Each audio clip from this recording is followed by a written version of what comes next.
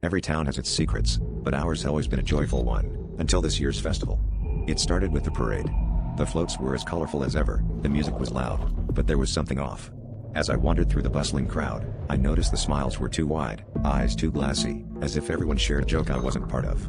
My best friend, Jake, caught my arm, whispering, "You'll see soon." I laughed it off, but a shiver ran down my spine.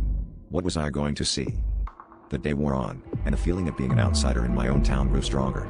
At the pie-eating contest, I saw Mrs. Henderson, the kind old lady from down the street, laugh as she smeared cherry filling across her face in a manner that was more disturbing than funny.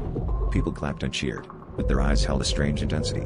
I decided to leave, weaving through the crowd, when I stumbled upon a group of kids chatting around what looked like a scarecrow. But the scarecrow moved. I blinked, and it was still again.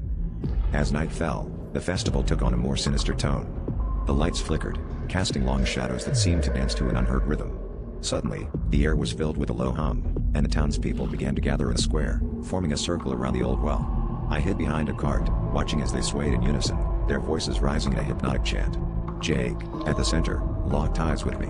"It's time," he called out. The crowd parted, and I was drawn forward against my will. The well's cover was removed, revealing a darkness that seemed to pulse with life. The townspeople's chanting grew louder, urging me closer. My heart thundered in my chest as I teetered on the edge. Then, with one final, collective exhale, they pushed me. I fell, the cold air rushing past, and as the darkness swallowed me, I finally understood the secret.